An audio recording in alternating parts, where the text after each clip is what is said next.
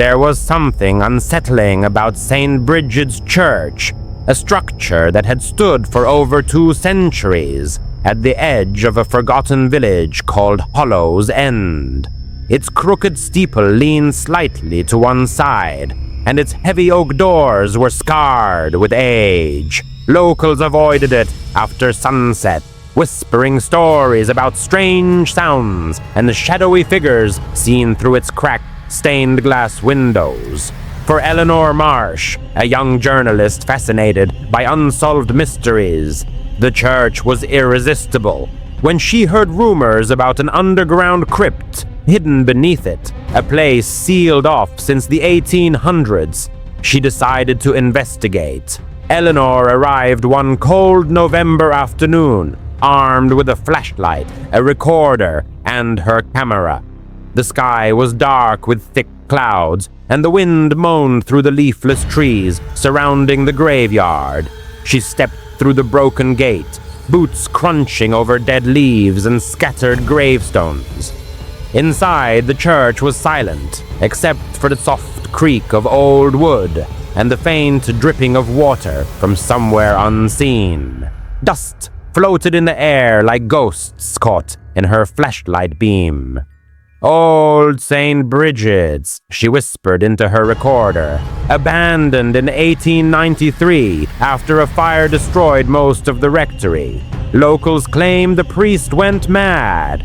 Some say he performed dark rituals in the crypt below. I'm here to find out what really happened." As she explored, Eleanor found pews covered in cobwebs, hymn books blackened by mold, and the remains of melted candles near the altar. Behind it stood a wooden hatch, barely noticeable beneath layers of dust and debris. Her pulse quickened. This must be it. She brushed away the dirt and tried the latch. It groaned but didn't move. After a few minutes of effort, she pried it open with a crowbar she'd brought along. A gust of cold, stale air rose from below, carrying a faint metallic scent, like rust or blood. She pointed her flashlight down the narrow staircase that disappeared into blackness. "Here we go," she muttered, and began her descent. The stairs creaked under her weight, and the temperature dropped sharply. The deeper she went, the stronger the smell became. At the bottom, the light revealed stone walls slick with moisture and strange carvings, symbols she didn't recognize, circles intertwined with crosses and shapes resembling eyes. "Definitely not standard church design," she whispered.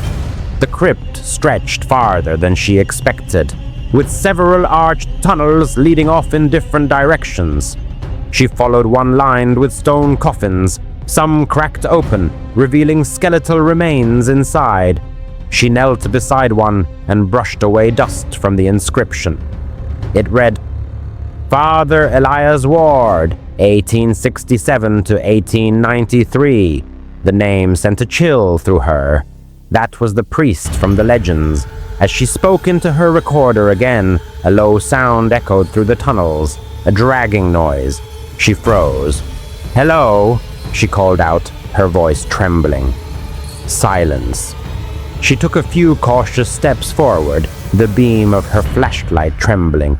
The noise came again, closer now, from the darkness beyond the next archway. It sounded like someone, or something, was being pulled across stone. Probably an animal, she told herself, a raccoon or a rat. But deep down she knew that wasn't true. Eleanor entered the next chamber, and her light fell upon something impossible. The walls were covered in paintings done in faded red pigment, though it didn't look like paint. The images showed people kneeling before a tall figure with hollow eyes and outstretched arms. Beneath the figure, dozens of small bodies were drawn, as if buried under its feet. "What the hell?" she whispered. Then she noticed the altar in the center of the room, a stone slab, cracked but still upright. On it lay an old leather-bound book, half rotted with age. She opened it carefully. The pages were written in Latin, but some words were clear enough. Sacrificium, rebirth, sanctum beneath. Rebirth beneath the church, she murmured. The dragging sound came again, this time from behind her. She spun around, flashlight shaking. Nothing. Just the empty corridor. She took a deep breath. Get a grip, Ellie. You're imagining things. But when she turned back to the altar, the book was gone. Her heart stopped. She hadn't heard anyone move. She hadn't looked away for more than 2 seconds. Then something exhaled behind her, long and cold, brushing the back of her neck. She screamed, dropping her flashlight. It rolled across the floor, its beam spinning wildly before stopping on a shadow in the corner. It wasn't human. A tall, thin figure stood there, its skin pale and stretched tight over bone. Its eyes were hollow black pits that seemed to drink in the light.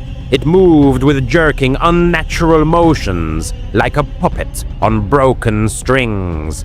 Eleanor stumbled backward, reaching for her camera, but her hands shook too much to hold it. The figure tilted its head, bones cracking audibly, and spoke in a voice that didn't sound real, more like a chorus of whispers overlapping. You shouldn't be here. Her mind screamed to run, but her body wouldn't move. It stepped closer. He promised we'd be saved, but we were fed instead. Then she saw the others, dozens of shapes emerging from the shadows behind it. Pale, eyeless faces. The congregation of St. Bridget's, long dead, but not at rest. Eleanor turned and fled. She ran through the tunnels, her breath ragged, flashlight flickering as she crashed through cobwebs and debris. She could hear the shuffling of footsteps following her, the soft, steady rhythm of something that didn't tire. When she reached the stairs, she felt a cold hand grip her ankle. She screamed and kicked free, scrambling upward. The hatch was still open. She burst through it, slamming it shut and dragging a pew over it to block whatever was below. The church was no longer silent. Faint whispers echoed from the floorboards, rising into distorted chanting. She bolted for the doors, but they wouldn't open. She yanked at them, but they felt like stone, unmoving. The chanting grew louder, words she didn't understand but could feel in her bones. Her flashlight flickered out. Then, from the altar, a red glow began to pulse, faint at first, then brighter, seeping through the cracks in the floor. She realized with horror that the church itself was alive. The walls groaned as if breathing, and the air filled with the stench of decay. The pews began to shift, scraping across the floor toward her. Eleanor backed away, screaming, "Stop! Please!" The hatch beneath the pew burst open, and a hand reached out, long skeletal fingers, pulling itself upward. Then another, and another. They were coming out. She ran toward the side door, slamming her shoulder against it, until it burst open. Cold night air rushed in, and she stumbled outside, falling to her knees in the graveyard. Behind her, the church pulsed like a beating heart, the red light spilling from its windows. The ground trembled. Tombstones cracked. She ran to her car, started it with shaking hands, and sped down the road without looking back. 2 weeks later, her footage was found in the front seat of her abandoned car. It was discovered miles away from Hollow's End, engine still running, headlights on. The camera recorded everything: her descent, the carvings, the altar, and even the faint glimpse of the shadowed figure before she fled. Authorities searched the church, but when they opened the hatch, there was nothing below. No tunnels, no crypt, just solid stone. They sealed the church completely. declaring it unsafe, but locals still swear that on cold November nights, if you walk near St. Bridget's, you can hear the faint sound of chanting coming from beneath the ground. And if you listen too long, you might hear Eleanor's voice among them, whispering the same words again and again.